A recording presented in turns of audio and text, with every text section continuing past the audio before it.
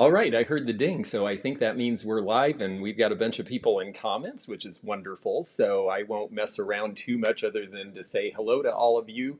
Thank you for those of you who joined me for the premiere on my main channel.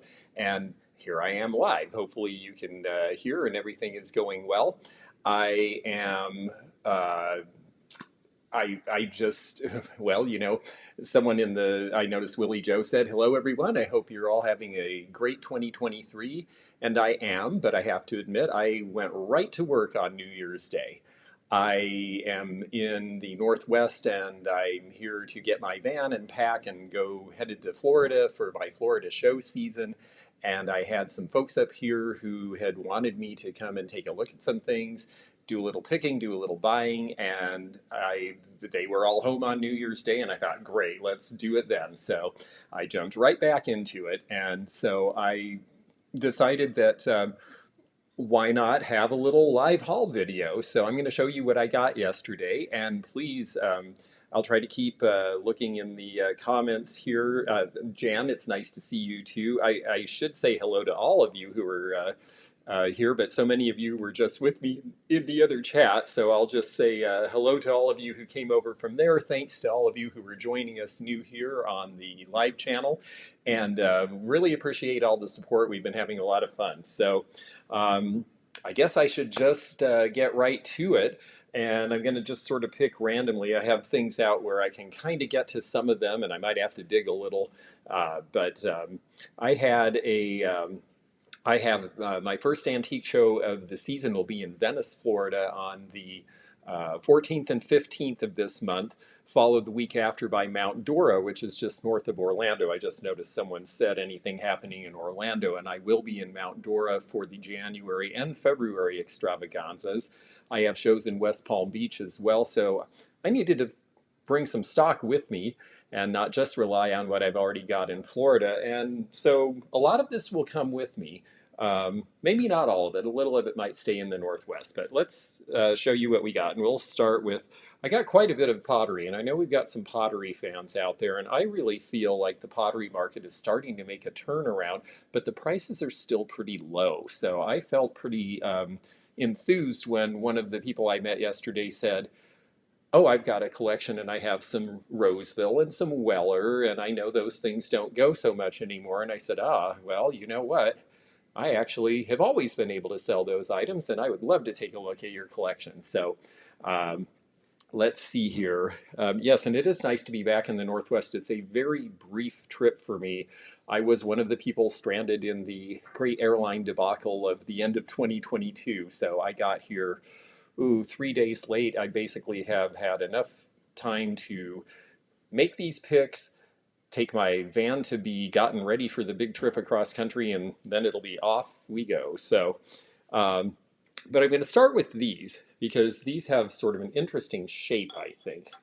And here we go with these. These are Weller pottery. These are from the molded period. This was about the late 20s into the 30s. In the Depression, they had to try to save money, and so they would get sculptors to sculpt things that were molded rather than having pieces where they had to put multiple parts together. And I think these are just very sweet. They sort of look like a nice cup of coffee. But one thing I like is they would deliberately let uh, the glaze variegate a little bit. So you have this crackling on them. So they were supposed to look sort of old and venerable back when they were made. Well, now they are old and venerable because these are from about 1930. Now, this is one where you kind of have to know the shape because sometimes the glaze plugs up the molds where you can't really see it very well. And so with this one, Weller is in script, which is what they did in the late 20s and through the 30s and the 40s, which was their last era, but it's really hard to read. And so sometimes people will actually miss these because they're glazed so heavily they don't realize that they're even old necessarily. Price on these is probably going to be in the $25 to $30 range for the pair. Fortunately, Pamela, I was not sleeping at the airport. I was so grateful that I was near enough that I could just go home and wait for a flight to develop. But my flight, which was supposed to originally leave on the 28th, was canceled and then rescheduled for the 3rd which is tomorrow. And tomorrow is when I need to be leaving here, not getting here. So that was not going to work. So I ended up rebooking with Alaska, and then they charged me for 2 flights instead of one. So now I'm dealing with that. So the airlines, they all had a little bit of trouble this Christmas. It wasn't just the one that I usually use, but they certainly had the most. Oh, I'm so glad that you've inspired me to start a booth in a local antique mall. I am so glad to hear that because, the antique mall industry, the antique shows, we have wonderful people with great stuff who've done it a long time, and a lot of them are getting to retirement age. And so, honestly, it's great to see new people with new ideas getting interested, people whose sense of vintage is from a different period of time. So we're seeing things that are genuinely vintage now, 30 and 40 and 50 years old, coming into the market. It really is helping refresh things. Now, speaking of refreshing, well, this gal has some refreshing ideas because it's leap year. These are postcards. I did not get a bunch of postcards, but I got a few. Now, this one's not in great shape, but I bought it anyway because leap year postcards are difficult to find. Leap year only happens once every 4 years. This is from the golden era of postcards around 1910. Somebody took the stamp off, so they've done it some damage, but they're hard enough to find. It was worth buying even in this condition. And you see he is trying with a certain new device to get off the ground, and she has figured out how to get off the ground and chase him through the air. Because on leap year, that was the one day of the year that it was okay for the women to ask the men out. We're talking a very, very long time ago. It's funny because nowadays, if women didn't ask men out, I think men would mostly be single. Almost everybody I know who's happily married, their wife is the one who asked them out. So times have changed, but back then, that was something special. Let's see here. A couple of other ones. This one is Dutch theme. There were a lot of these in. This one's dated 1913 on the back from Hutchinson, Minnesota. Again, some stamp collector took the stamps off. The stamps were generally not a big deal because the 1 centers were common. That's what it cost, 1 whole cent. The male was late, and the female apparently is, this is what happens when you get caught. So she is awaiting him with a frying pan. That seems like some violence is going to occur. And then we have a couple that are just kind of fun and sweet. I mainly got the collection for the leap year card, but postcards in general do well for me. And I mean, some of these might be $1, and some of these might go for 2 or 3. But they're sweet and fun, and they're pretty, and people really like them. So leave some of that pottery goodness in the Northwest. I was one of the few with Weller last fall. Yes, Corinne did the Custer's Antique Show in Spokane for the first time, and that was really exciting. I was talking about needing new people to go in, and she had a good show and did well and had fun. And I'm looking forward to doing the show next to her next time, probably in the spring. Hutchinson is a good antique store town. Well, that's kind of ironic that we got something from a place that is actually an antique town. That's great. Let's see. While we are on the pottery kick here, I did pick up one piece of Hull, Hull. I always say that to distinguish from Hall, Hall, who are known more for kitchenware and teapots. But this is the Hull thistle pattern. And thistle is something that is probably more popular now than it was when it was made. So there isn't as much of this as there are of their other floral patterns. And that's the reason that I thought it was worth getting. The thistle pattern is obviously popular with people of Scottish heritage, but it just has a nice look. It's got that softness of the original glazes that were made at the factory before they had the fire and explosion and had to rebuild in 1950. So this is pre-explosion, and I'm going to show you one that is, let's see where that went. Oh, here we go. This one came out of the new factory in 1951, and notice how the matte glaze is soft, but it's not the same. It's more of an orange skin. It's not quite as soft a glaze as the old glazes because the new equipment just couldn't do it. This is Hull Serenade, and you can see that it has the copyright date there on the bottom. Most of these were done by a woman named, I believe her name was Dorothy Bauer, if I remember right, which is interesting because she didn't work for Bauer, she worked for Hull. But she did a lot of their modernist lines in the 50s, and I think this is actually a really sweet, kind of interesting design. Serenade was very popular when Hull was very popular the last time that pastels were popular in decorating. A whole bunch of people who are allegedly in the know are saying that pastels are going to be very big in decorating again this year. And because of A, supply chain problems, B, inflation, and C, concerns about recession, all of the interior decorators for the first time are all saying how cool it is to mix vintage with new stuff. And that is really exciting to me because I've always felt that way. But the fact that they're catching on to it is a reflection of the times we live in. One designer said, I'm putting old furniture back into houses because I don't want to wait 8 months to get a new piece, maybe if they bother to make it. So I found that really interesting. And Peter says this almost looks Japanese glazed, and it really does. It does have more of a Japanese flavor to it in a sense with the texturing and also the birds and just the way that it's colored. And so it's a line that a lot of people are not familiar with in terms of Hull pottery, and that's probably a $30 piece maybe. So these prices are really not, again, for new people starting to collect, the prices on these pottery pieces are pretty reasonable. Now I'm going to show you something in terms of pottery. I made a mistake on one because everything was in a very well lit room laid out on a table. And then after I picked out what I wanted, then the lady of the house got excited and said, oh, well, come look at this showcase. Well, the showcase was very dark and it was in a dark corner. And I pulled this out because I really like the Weller baskets. This is a Weller Cameo line from about, again, 1930. You can see the big script mark a lot better on there. And so, and yes, Amy Yoso Boho, an 80s resurgence is also bringing back the pastels and the jewel tones, and the color tones are very similar. And in the 80s, that's when this stuff became really popular to collect. So I really feel it will go back up in interest and probably value. This little piece, though, speaking of the 80s, because this stuff was so popular in the 80s, people started having damaged pieces restored. And I was in a dark place and did not look closely and did not see the handle has been repaired. Now, this up to the camera is pretty obvious, but in a dark space it really wasn't.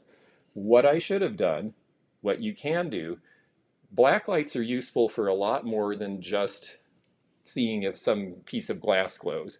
If you take this black light and you go along here, and I hope this shows on here, I may have so many other lights on, it's hard to tell, but you will see where the crack is. Look how it refracts differently. You see, oh wait, there's something different. The texture is different. It's not showing the light the same way. Black lights are really useful for spotting repairs, and if you start collecting a lot of these pottery lines that were popular in the 80s, some of these pieces at one time were valuable enough that they were paying people to restore them, so it is something to look for. Yeah, it's an unusual repair, and I have to say not a very good repair. I have found with pottery restorers that they either are really good at making the body smooth and perfect, but they have trouble matching the color of the glaze, or they're really good at matching the color, but they're not too good at making the body perfect. And if they're good at both, that's who you want to hire. So that piece was a mistake, but it's a chance to show you my mistake, so hopefully you won't make one yourself. And let's see here. Okay. Well, this is big and heavy, so let's do it early while I still have the strength. This is the only Pyrex they had. This was her wedding present in, I believe she said 1971. And this is Americana by Pyrex. It's got all 4 bowls in the set. Americana is a nice pattern. It is not as expensive as most of the other patterns, and there's a reason for it. And it's not that, oh, well, it's got old-fashioned looking designs on it, because actually people like that in a kitchen. They like roosters and they like things that look traditional. I think the reason Americana isn't as popular is because this large bowl, everything is done in gold, which means you can't really put this in the microwave. You can't use it in the way a lot of people like to use their Pyrex. It's not going to be great in the dishwasher, although frankly, for those of you who are spending lots of money collecting Pyrex now, the dishwasher is not the friend of the background colors either, and so you really want to go gingerly on putting your Pyrex in the dishwasher. Because of that, I didn't pay a lot for this set. I could sell it at in the $50 to $60 range and come out with more than double my purchase price because I knew that that set doesn't go for a ton. But it's still a really nice set, and because it's all there, it will definitely sell. Oh, the traveling button. Hello there. The exact Pyrex set I grew up with when home my mom had. Yeah, yeah. My mom had Amish butterprint. Where can we get kintsugi repair? I'm near New Orleans. Jeremy, send me an email about that because I might be able to make a referral, but I'm not going to be able to do it on the fly off the top of my head. So send an email to the antiquenomad@gmail.com and I'll try to answer your question if I can. Let's see here. What else do we have? Well, there also, and we'll show a couple pieces, I did get some Roseville as well. Oh, actually, let's not start with that piece. Let's build up to that because what we can start with, for those of you folks, and I know there's some of you out there who are a little bit afraid of buying Roseville, so let's start with some basic pieces that you will see a lot, and particularly this one in my right hand. The Magnolia and the Peony are two of the most popular, most common patterns, especially in these shorter size vases. At one time, this one I peeled off part of it, but it had a $135 price tag. That is from when Roseville was at the peak of its popularity in about the early 90s, and that was a crazy price even then. Now it's worth about $50 to $60. These are often the ones that are reproduced or were reproduced in China about that time too, which is what helped kill the market. So let's talk about how you can tell the difference. I don't have a reproduction to show you, but what I want to show you on this one, because if you see reproduction, you'll spot it right away after I show you this. Look how the coloring in the glaze, it's very deliberate. The pink is where the pink should be. It doesn't bleed over into the white. The white doesn't bleed over into the green background. The Chinese pieces are airbrushed in a way that it's just pretty obvious that they're not right.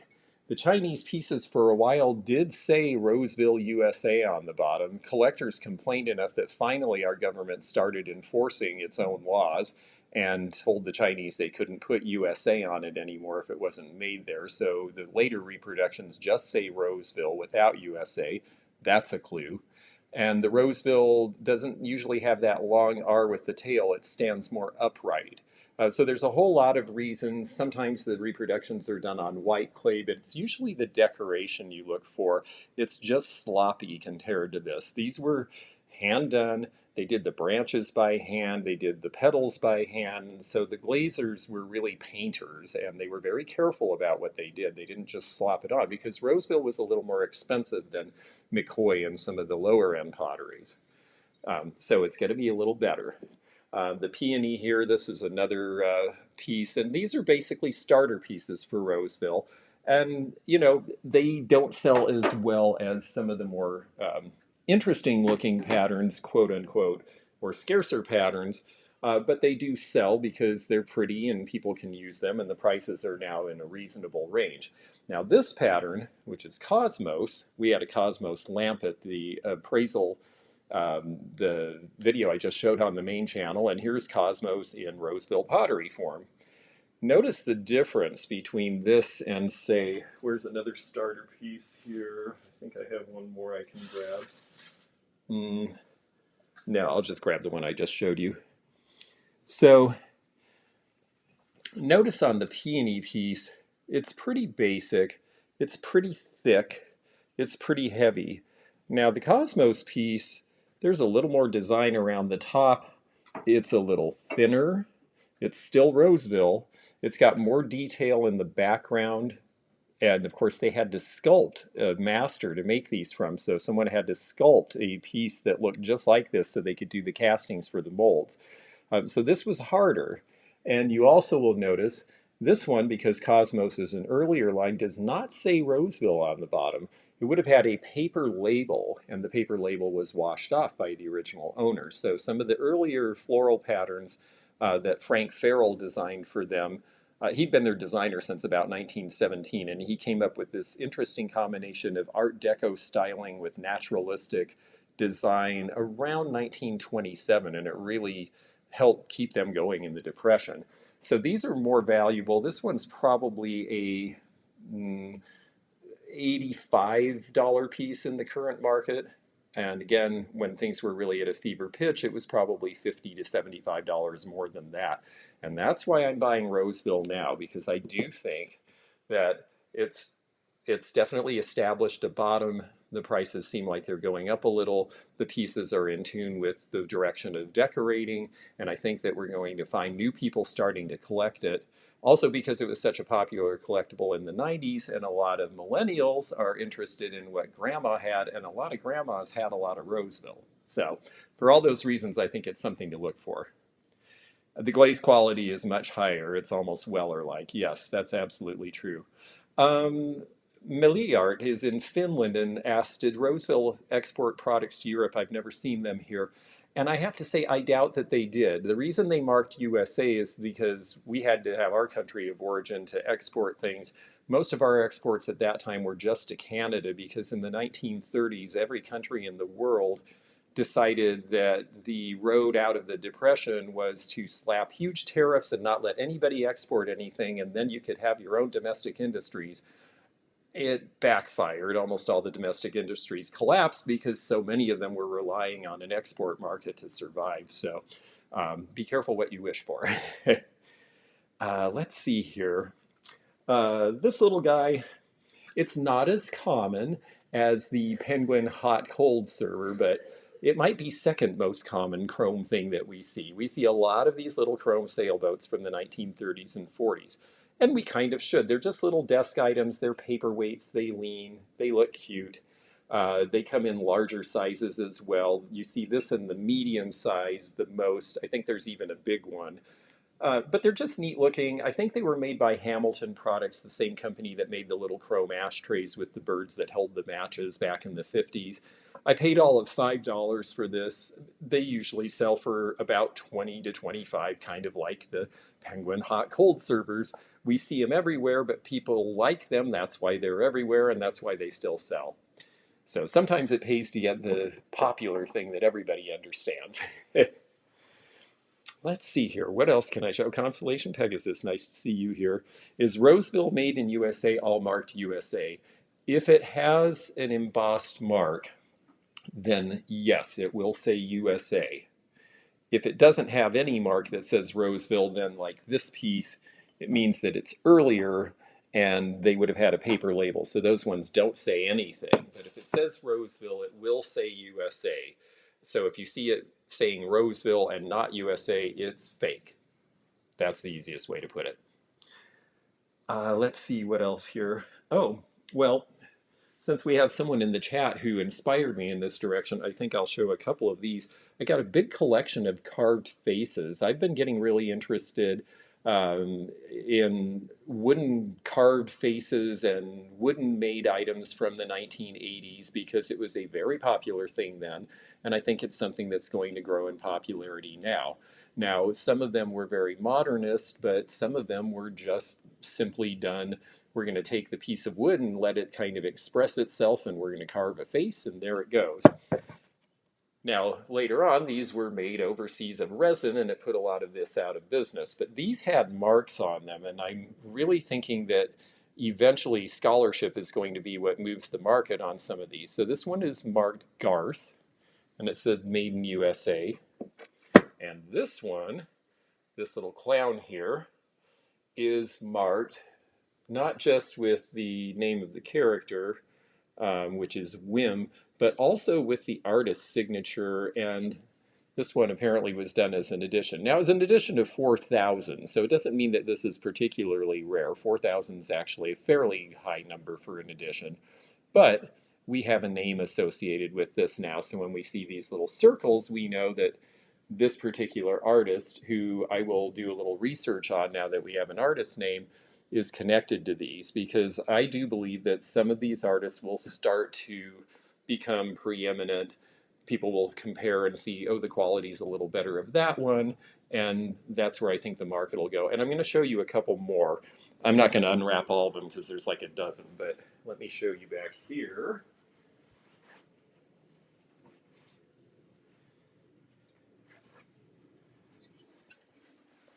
It's interesting that only one so far has the artist signature. I haven't looked at all of them. This one is called Patch, and he's got a great face.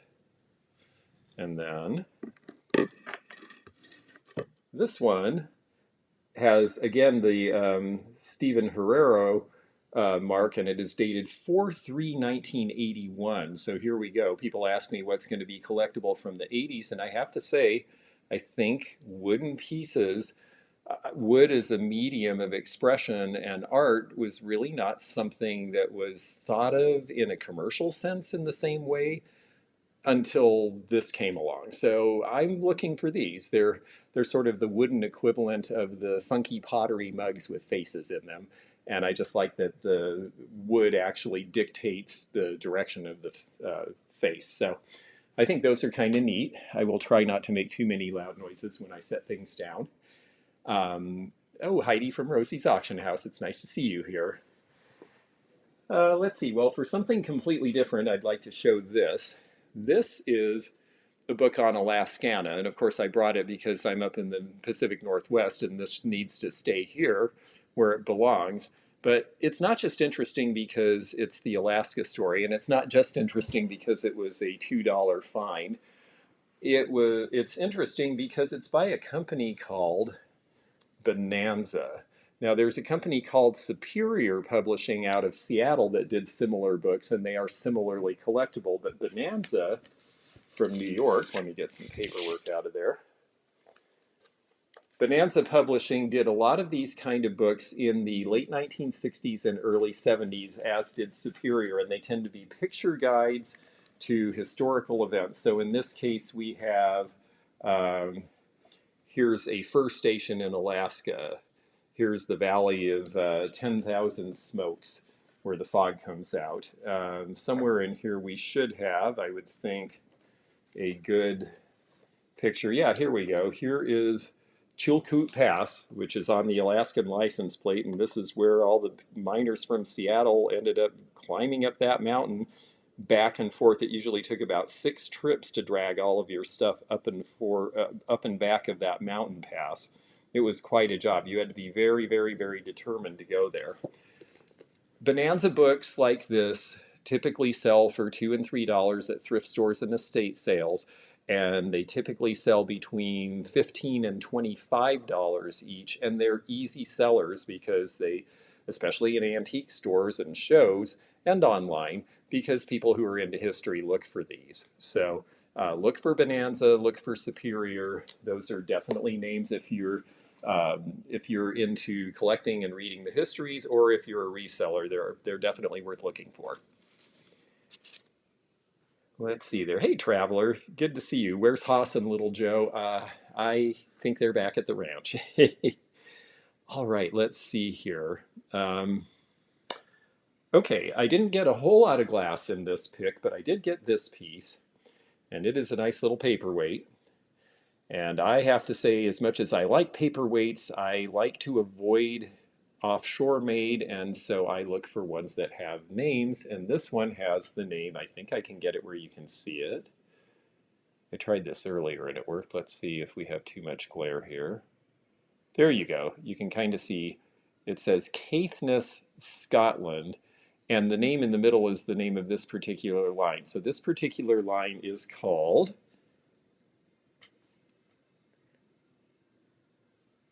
Oh, I need to do this the easy way. Oh, yes, that's right. This is Myriad. So this particular pattern, they did it in different colors, but these controlled bubbles in this swirl is called the Myriad line. And these typically sell for about, $45 to $60 a piece. Certain ones can sell for a lot more, but Caithness is a good name in paperweights, and I was excited when I saw that. And I have to say, the folks who sold me this stuff were Very reasonable with me. They said, we bought when the market was hot. We know some of these things are worth more. We know some of them are worth less. We're relying on you to tell us. And so I just made a list of here's what I think I can sell them for, and I'm going to divide in half and then subtract a little bit because inevitably I'm going to buy something that has problems that I didn't see, like that basket. And here's my offer. And they were very happy, and I bought nice things that I can make money on. Did I get it for zero? No, I didn't get these things for zero, but I got them for very fair prices based on the current market, which means I can turn them quickly. And that is the name of the game for me because I like doing this and I want to go out and buy more. Do you think the rising popularity of the Renaissance fairs in the 80s increased the popularity of the wood carved pieces? It was a big thing and the style is right. I think there's actually some truth to that. I really do think that I think Renaissance fairs in general are interesting because they bring younger people into an environment where, I mean, heck, I went to one in Florida. It's like 80 degrees out, and it's in a field next to a cypress swamp. So nobody is confusing this with medieval England. But the tenor of it and the things that they did and the displays they had and just the vibe of it were so interesting to me and to, I noticed a lot of younger people. And I thought, this is a way to get people interested in at least, maybe it's a fictionalized account, but it's putting their mind back into another time when there was a certain elegance to things. And I think they're great. And I do think it actually influences the market, or at least it influences people to get interested in something that isn't current and just, what happened 5 minutes ago. Let's see here. Okay. Well, I, of course, have viewers and friends in Colorado and a cousin who is from Denver. And so, of course, I look for anything Coors. And this one is not wildly old, but it's old enough because, again, 1980s, it says copyright 1982 on the back. This is about the last year that the beer trays are this weight. Then they got even thinner or were made of plastic, and they just are not as interesting to collectors, and they don't have quite the same look. The paint doesn't take the same on the thinner surfaces. So I figured this was just old enough at 40 years old to be legit. It was inexpensive, and so it will be going with me to probably to shows, I think. Let's see. Oh, Peters is from Colorado too. Very good. Let's see here. Okay, we're going to go back to pottery because I know I have someone in the audience who's a Weller fan, and I did get one really nice older piece of Weller, and maybe you can tell me the pattern name. It escapes me right now, and I haven't had a chance to research any of this because I just bought it all yesterday.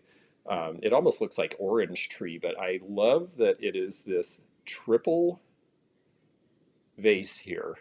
Triple bud vase, and this was something Weller did really well. This is sort of the middle period. They're starting to get into their molded ware. This is done in a mold, but they are still wanting to hand paint and do a lot of detail. And so you see all of the little pieces are all detailed and they're all painted and the leaves are painted and the branches are painted. So I just thought this was really cool. And it is a little bit more desirable, even though it's a fairly small piece. People really enjoy these that have this sort of fenestration with the vining, or it looks like some sort of. I just think it's really great. Someone asked if it's woodland. I don't think this is in the woodland line. I think it's a different line, and I just can't quite place. I'm gonna have to go to my Weller pottery book is in Florida, so. If I don't get a chance to look it up before online or something, well, I'll look it up then. But I do think it's a really neat piece. It's a more valuable piece.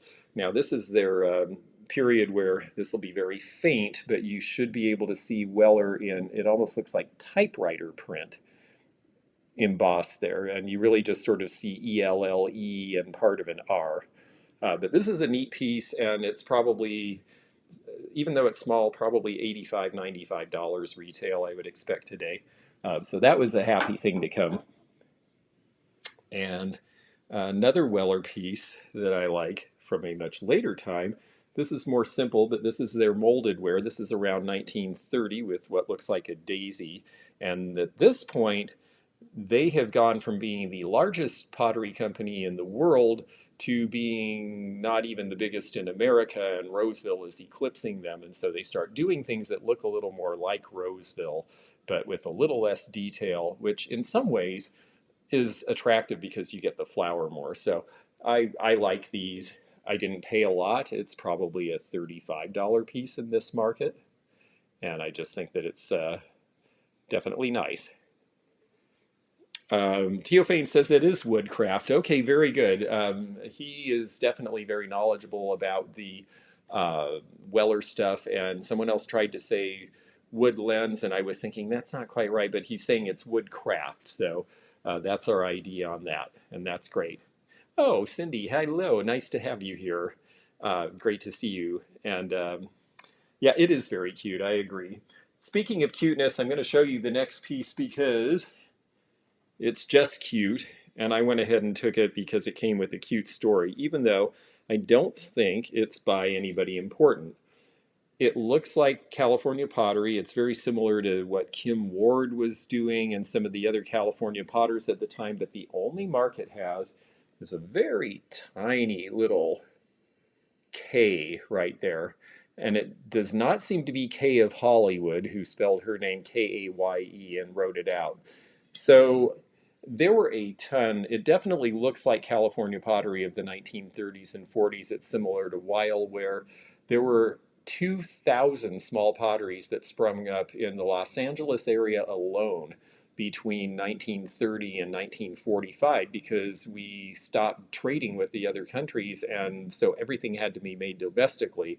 As soon as the Marshall Plan came and European and then Japanese companies started making again, 95% of these companies went out of business within the next 10 years. So there are a lot of obscure ones. I just think she's sweet, didn't cost a lot. So I went ahead and took her. She's probably a $25 piece. But I'm not afraid of homemade things if they're really well done. And I thought she just had a sweet countenance to her. So let's see here. What else can I show you? There is more. I had somebody tell me that since we're on a pottery string here, she said, I don't know why, but I have a bad reaction to the Blue Mountain pottery. And I feel badly because if she's in the chat, I have a piece of Blue Mountain. I've always really liked it, but you know, there might be, who knows, there could be some deep-seated thing about a piece of Blue Mountain, or maybe she just doesn't like it. But I always did. I like the little animals because of the way this is the green splash, which is the thing that they're the best known for. It's just a little bunny rabbit. I think I paid all of $3 or $4. It's probably a $12 or $15 piece. But I always liked the way they controlled their glazes and the way that they look at the eye in that.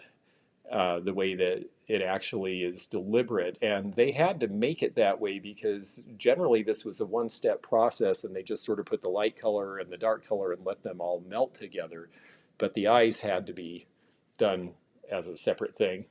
I just think it's cute stuff. This one is so small that it does not say Blue Mountain Pottery. You will get used to if you see their glazes. There were other Canadian companies that did similar glazes, but they just don't look quite the same side by side. So if you want to learn more about those, I would say pick up a few little pieces by Evangeline and Leclerc and some of the other Canadian potteries that did this. And when you compare them to Blue Mountain, you'll see that Blue Mountain really was a little bit ahead of the game. They actually, originally in 1947 when they started, to mix the clay, they actually used an old wringer washer and used that to mix the clay in. It was a very little operation at first that started by a ski resort, and they thought, well, we'll sell some little trinkets to skiers, and then it became really popular, and pretty soon they were selling all over North America. So let's see, this is another handmade piece. But this one actually has a signature, which I'll look into. I don't know if there's any chance of finding out who the maker of this was, but it is Bob Hope, and you see the golf club. So this has something to do with his involvement with golf in the Desert Classic, and I just thought that was really fun. And I don't know whether this was a greenware mold, but it does have some sort of a signature on the bottom. So somebody at least took credit for what they did. And so I am going to, and they have a stock number, which makes me think that another small pottery was at least making a certain number of these. So I've got, I know some people who are still Bob Hope fans who still collect his stuff, and his movies are a lot of fun. If we get enough Patreon viewers, we're going to start doing a show where it'll be a watch along and we'll watch an old movie together, and then we will identify things in the background and talk about the sets and the things that we see that people collect now that were just a great example is the Glass Menagerie with Jane Wyman, where she destroys all the glass animals, and those are all Heisey glass animals. And some of them, back in the 80s, when they were at their most popular with collectors, were worth hundreds and hundreds of dollars, and you just watch her smash them all on the floor. Okay, let's see what else we have here. Um, Oh, a couple of little spoons. I like going through drawers of silver. There was a little drawer of silver, there wasn't much in it. And I rejected the sort of ordinary silver plate and things that were worn, but I did find these two. And I always tell people if you have an opportunity to pick from a collector or go into a house sale and they have a bunch of silver in a box, do look, because people will just assume that nothing is sterling, but these two were. And of course, because I was buying from a private collection, of course, I identified them as sterling, and it was easy because we could look with our loupe here. This one has a mark on the back that makes me think it's Burke's. It's a very cute little open rose pattern, and I'll have to look up what the pattern name actually is. Around 1900, 1910, the designs would typically go into the bowl. That meant extra sculpting, so most companies quit doing that, and so you can date these pretty easily without even knowing who did it if they have the design that goes into the part that you actually used for serving. Martha Stewart, by the way, according to somebody in our chat, and thank you for mentioning this in chat, whoever you are, apparently has said that collecting berry spoons is something on her list for this year, so you know that berry spoons will be something that people will look for at least for a little while. Now this one is really neat. This one has an H in a flag mark, which I have to admit I have not seen before. And I'm wondering if it might be, I did a really quick look and it's not an American company that I can find. But look at her. She is Art Nouveau. She's from about 1905, 1910. And she is definitely the bashful Charlotte with the grape leaves in the appropriate places and covering herself in just the right spots. And what a great design this is. And of course, back then they were very thorough, and it's the same design on the back with, again, strategically placed leaves.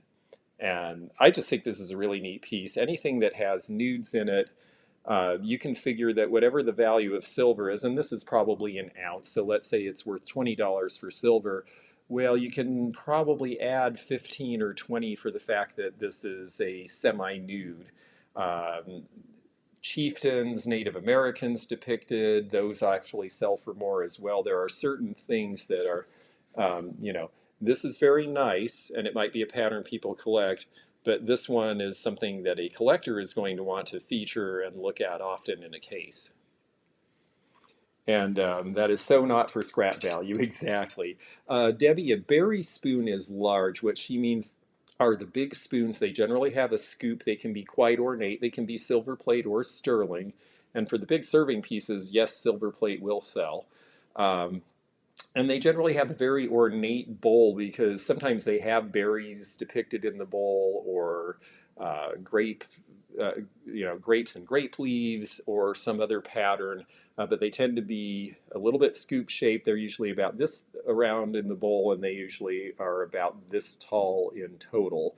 And so it's something, and a lot of times they're slotted so the juice can run out, and that is part of the reason that they can be hung on a wall easily, and so they can be displayed in other ways. And Martha Stewart does like to display her stuff where she can see it in her kitchen. So I haven't seen the article yet, but I'm going to look for it now. Let's see. Super Scandi looking can be huge silver movie a la George Jensen. Yes, I have a George Jensen spoon up on my eBay right now. And oh, in fact, I need to release that video to the public after this. I'm glad I thought of that. We have a new eBay list of 20 items, and it's time to share those with all you folks. So we'll get that going after this. Let's see what else we have over here. Okay, so a little bit more paper ephemera. These are trade cards, and I'm going to take these to Florida. I have a friend who is assembling a big trade card collection for his 40-year-old son who loves them, and they vary in value depending on what the items that were being displayed were, what the motif is. These are not going to be super rare because this one here is for, well, actually, this one might be more interesting than I think. Let me look at one thing and then I'll tell you. Okay, yes. So this is for Gilt Edge, which is a hairdressing. Now it's got a little bit of a dent, so it's not in perfect condition by any means, and condition does matter, but it has kittens in it, and it's advertising a woman's boudoir product, and then on the back, here's the ad for the Boston Cash store in Nantucket, Massachusetts, where you could buy Gilt Edge hair products, amongst other things. This was one of the earliest forms of advertising, and they were made to be very cute so that you would keep them in a scrapbook and look at them often, and people did. You know, this is before we have radios and televisions and computers and all the kind of entertainment we have now, and chromolithography was a pretty new technique, and so she's just very cute. And that one's probably maybe a $5 one. Sometimes some trade cards can be hundreds and some even in the thousands of dollars if they're for some obscure product. And then this one is perfect because it has, again, a cat, and oh my, she's not doing very nice things to Kitty or her dolly, but she's certainly using her diamond dies. Now, dies and threads and things are some of the most popular and thus common in trade cards. But this one, because of what's happening to the dolly and the kitty, is going to be a little bit more unusual. And then it's got all this saying, as blue as indigo, as black as night, as brown as a nut, as bright as sunset hues. And they're talking about all the wonderful things you can do with diamond dyes. And this is some sort of a store out of Cookport, Pennsylvania. I'm going to take these for my friend to see first, and if he is not looking for them, then I will put them out to sell. But you know, one nice thing about being in this business is you get to know people who like certain things, and so, hey, if I find something neat, I'll let you know. I have a large collection of antique advertising. How should I price it for eBay? I have to tell you, Kelly, I would take the time to look up the sold prices on each individual piece, at least until you get a feel for, okay, these seem to sell for about this, these seem to sell for about that, because there are things in antique advertising.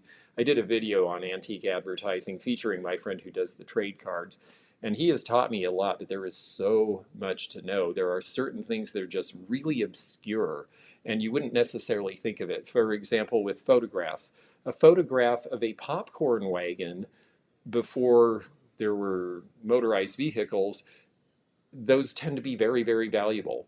We had an estate sale once. We had a stereo card, and it turned out to be the only remaining image of a Colorado mining town where the photographer's studio and everything else burnt in a fire.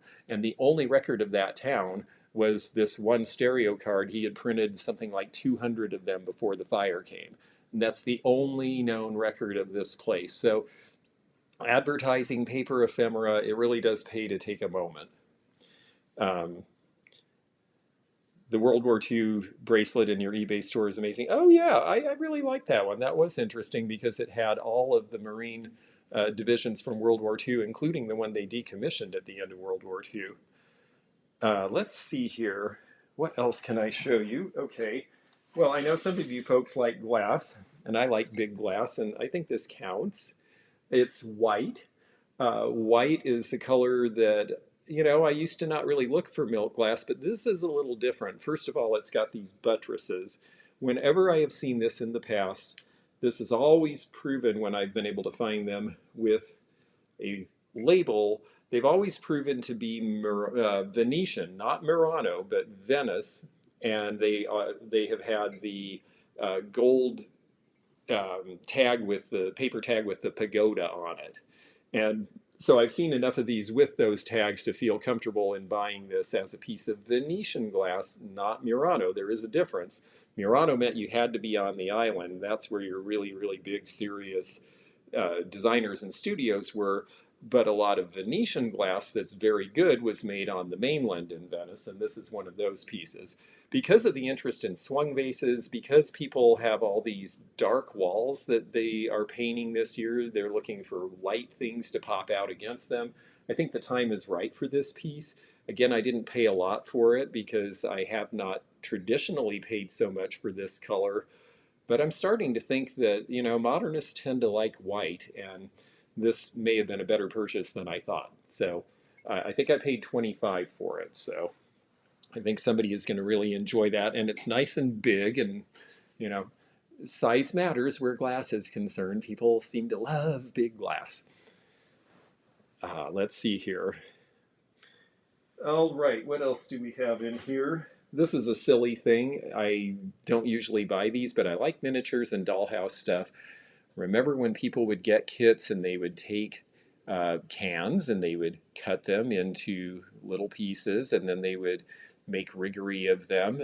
This was something, in this case, it says on the bottom that Harry E. Harmon made this, probably in his garage workshop, and probably made a little bit and sold them. I can imagine that maybe his wife liked miniatures and he made one for her and she said that's awfully cute and you should make some more, and then doll collectors caught on. In any event, I think they're cute. They're from about 1970 typically. They are selling again, and you know, I expect it'll probably be a $12 to $15 item. So nothing that is going to break the bank, but people who like miniatures will usually buy multiples at one time. And I do have some other wooden furniture left from the Springfield show. I didn't sell everything there, so I will take that to shows in Florida.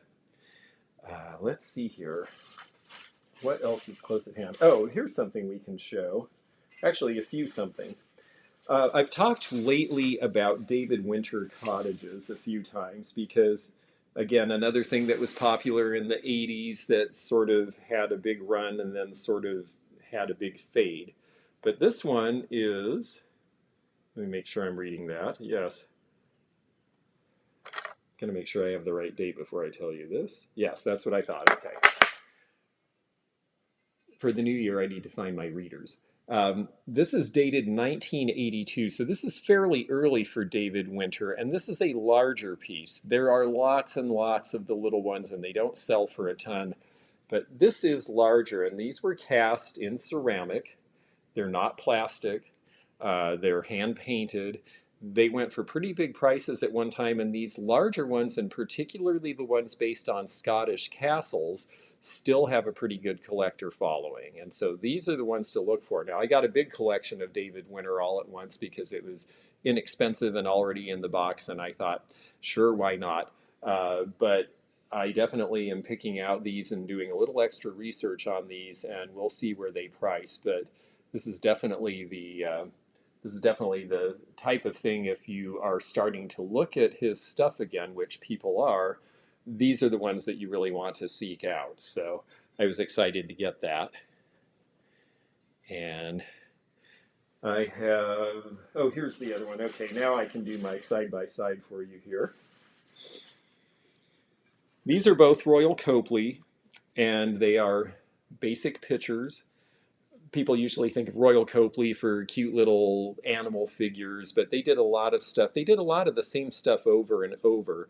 And because of that, there's not much in Royal Copley that's really rare, but it's well known and it's pretty widely collected. And the glazes were really good, and the quality is actually really good. This one actually has the ink stamp on the bottom. There we go, for Royal Copley. And it's got the fruit on it. And then this one with the narcissus or daffodils also has the ink stamp, which you don't see on all their stuff. Sometimes they have embossed Royal Copley, and sometimes they don't say anything at all. But the colors are good. I just thought that they were sweet. Again, not very expensive. They will probably sell around $25 a piece. I paid a lot less than that for them, so I was pretty happy to get those just because, I don't see those as much as I see some of their other wear. And it kind of hits a different collector and a different person. People who like kitchenware will go for those, whereas most of the Copley is more whimsical little figures. So let's see. I got a little behind in the chat here. Ah, Ruthie, hi, it's good to see you. And yes, you love the Royal Copley, exactly. And I think that a lot of people do. And yeah, nice centerpieces, I agree. Let's see here. Yeah, I love the pink one too. That was my favorite. I haven't actually had that one before, believe it or not. I mean, they're around, but you don't see them as often as some of the others. And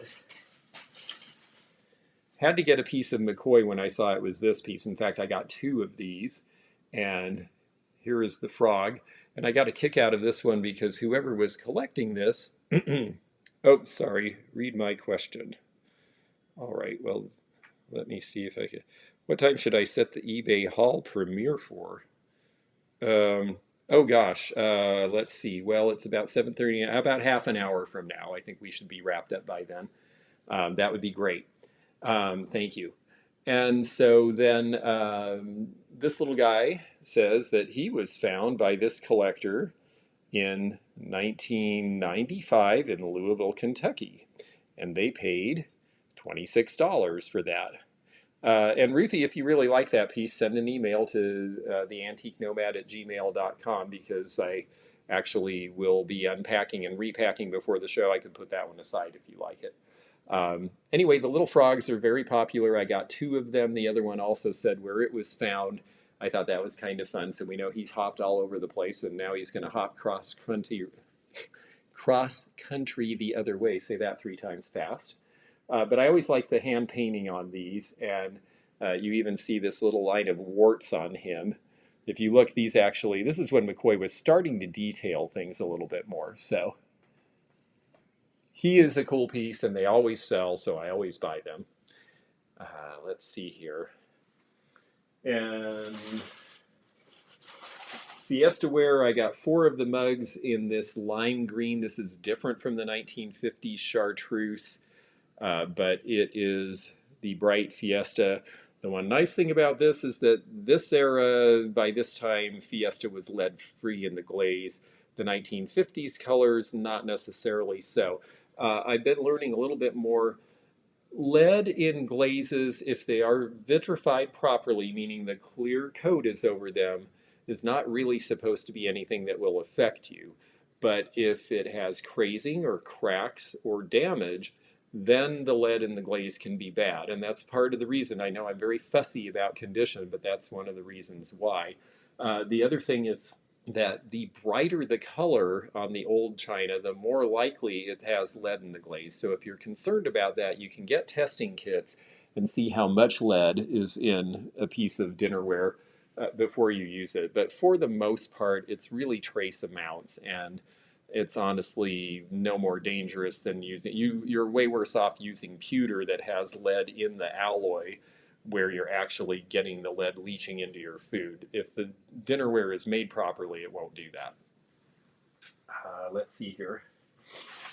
We just ended Hanukkah, but happy Hanukkah. I got one little brass menorah because I like having menorahs when I can find them, and because I also noticed that brass is still very popular, and this seemed like a fairly well-made piece. When I see this texturing on the bottom, I presume that these probably were made in Israel around 1970. A lot of brass was made in that country around that time, and it's actually very interesting and becoming collectible in its own right. A lot of modernists are catching on to that, as well as one form of pottery that looks very Scandinavian but is actually made in Israel, and Laura Caldwell collects that. It's got browns and blues in it and has a nice modernist look, so it fits with her boho very well. Let's see what else. Okay, one more piece of Cosmos in here, and again, I'll show you just so you know. This has its old tech. Oh my goodness, this is funny. I might have worked in the mall when this piece sold originally back in the day, because here is good old Space 58. I remember they were very nice people and they had a lot of pottery. And this was in Snohomish. You can't really read the tag, but that's our old tags that we used. And I remember this well.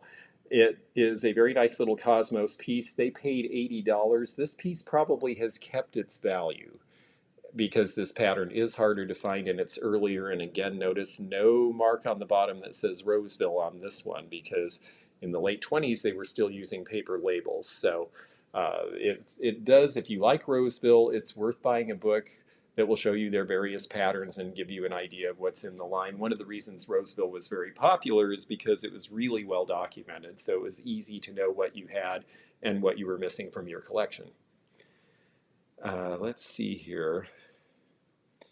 And I did think that was pretty. And cover your face. Well, that might be a benefit to everyone. I'm a little tired after getting up on New Year's Day to run around and do this. Okay, let's see. One other paper item I got. The gal said that someone in her family worked for Denison Manufacturing, and they kept this book all these years on how to make crepe paper flowers. And here you see on the back, she is making a quite lovely, in a pot that could be a Roseville or Weller piece, she's making a very lovely crepe paper floral display. You can see by the bobbed hair that this is going to be sometime around 1930. In fact, we have a date inside of, yes, 1928, and you can take an entire home course in crepe paper flower making, where it will show you how to do all this stuff, and there even seems to be a pattern inside. So this might be a little bit more fun. I just liked it for the cover, but it actually seems like maybe there's something more to it. Let's see what this pattern looks like really quickly. Looks like we've got, it's fun, you know, it's fun. I'm enjoying doing this because, as you can tell, I haven't researched all this stuff. I just got it, and it's fun going through it with you, so thank you for indulging me. But yeah, here are your various forms that you can use to cut out your items. So that's a pretty cool thing. And Hudson Vintage, I'm sure this would be easy for me to get to you. So again, send an email to the antiquenomad@gmail.com and I will put that aside. Now, you're all welcome to ask me about any of these items. I am willing to send out the ones that you folks like. I must tell you, I have to drive all the way to Florida, and then I'm going to be doing a show right after that. So I'll be glad to put things away, but it might take a little bit of time before you actually hear from me on it. So if you're serious and you don't mind being patient, I'll be glad to do it. Let's see. This is just a little Christmas card from a package, but it's where you open up the front, and then here is your message. A lot of people like these that are written on. I have to admit I like them that are not, because they're fun to use again. So that will be good. Let's see, one last thing in this box, and then I've got one more box with a few things we'll show you before we wrap up. This is a Lefton pig. I went to a gal's house and I just took this one piece, but I think we're going to make a consignment arrangement. She has 2,000 pieces of Lefton. And she doesn't have a lot of Miss Priss or those things, but she has, I think it's Noodles the dog that's really cute and sells for a bunch. She's got one of just about every figurine ever made. Some are better than others, but some are actually really good. She's got the violets, she's got the roses, and yes, she has some of the piggy banks. And I just thought this is really a cute piece. It's still, let's see where this one is made actually, because Lefton has moved around quite a bit.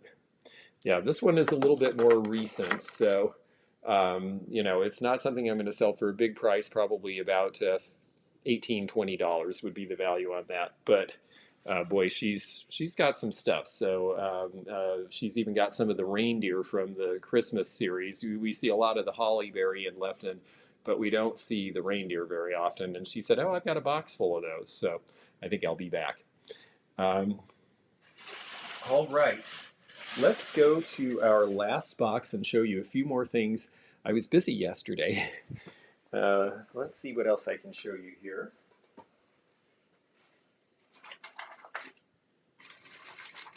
I ran out of the easy to grab stuff, so bear with me while you enjoy the hold music. We'll get some things out for you.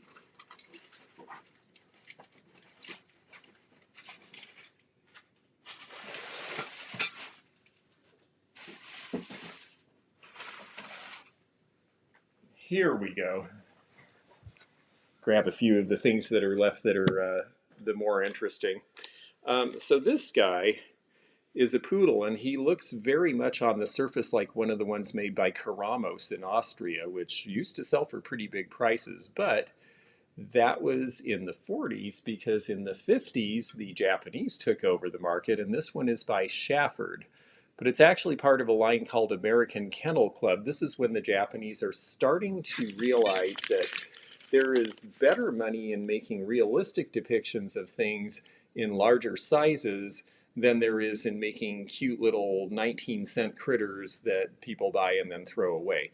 And so this is the beginning of the Japanese moving into a more sophisticated level of the market.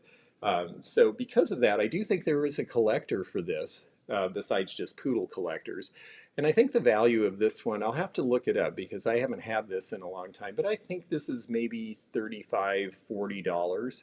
The Austrian ones are $100 more than that, and that's also part of the reason that these sold well. So I do think he's super cool, and I am staying with a friend of mine right now, and she has a lovely little poodle, except he's white. So you've seen him in some of my videos. Okay, this is a very famous depiction of, I believe it is supposed to be Sir Galahad. This print was very popular in the 1920s, which is when this dates from. The condition's really good. It doesn't have any fading. And this particular one was given to Eleanor in 1929. Now I have to say I think that that's kind of sweet. So even though it would be better for the print to take the cardboard out because the acids in the cardboard will start to spot the print if you leave them in there for too long, I think maybe with this one we'll take the cardboard out and lay a piece of acid-free mount behind it and then put the cardboard back in just because it's got that nice little date on it. But this is actually a very, it's a pretty piece. And these 1920s prints that are sentimental like this, it was sort of, it might have been the first era for a lot of middle class people that they could afford to festoon the walls with prints. And so things like this were really popular. You will see this guy quite a bit, but I still think he's $25, $30. Oh yes, George, that's right. Bo is the poodle in the Epic Antiques video. Yes, I made him walk backwards. I didn't really make him walk backwards. I made the computer make him walk backwards. I did not get a lot of jewelry, but I did get one nice set that I'll show you here. This is sterling, and we have a really nice necklace here with what I believe are lily of the valley, if I'm looking at this right. Or no, I guess they're roses, actually. That is the necklace. It also has a bracelet. It also has the pair of earrings. And it also has the pin. So it's what they call a full parure, P-A-R-U-R-E, which means a set of multiple pieces of jewelry that all go together. And that's kind of nice because I usually find pieces one at a time, and then collectors have to make up a set. To be able to display this all on a card as a set together will give it a little bit of a premium in value. So that was exciting. It is marked sterling, and I'm looking to see who the maker is. I don't think it's an important maker. HSB, that's a company whose name I've seen before. I think they were out of Rhode Island. Just the fact that it's sterling and it's nice and it's a full set is enough to make it be worth buying. They also had, and this one is much simpler and less expensive, but they had from the same era a rose pin by Giovanni. And this one is in brass, but it has a nice tone to it, a gold tone that I think is attractive enough. So we will look for the people who like to wear spring flowers, and we'll get that to them. And let me go one more time to see if there's anything I've forgotten here.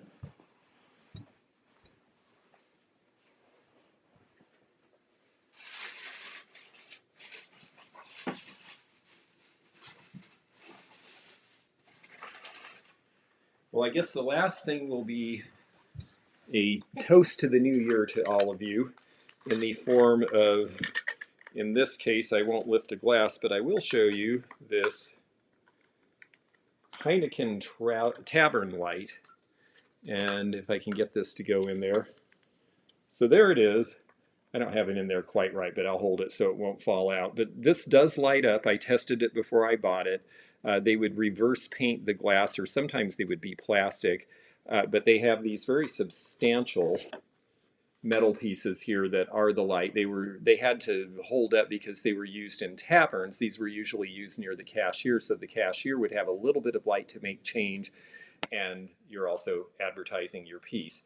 And because of that, the value on these is pretty good. A lot of people who have bar collections or just have a little bar area like to have these as sort of mood lighting, and the prices on these now probably about $45 on this one, and I definitely got it for considerably less than that. So I will say cheers. And with that, I'm going to look really quickly to see if there's any other questions or anything that I'm missing here.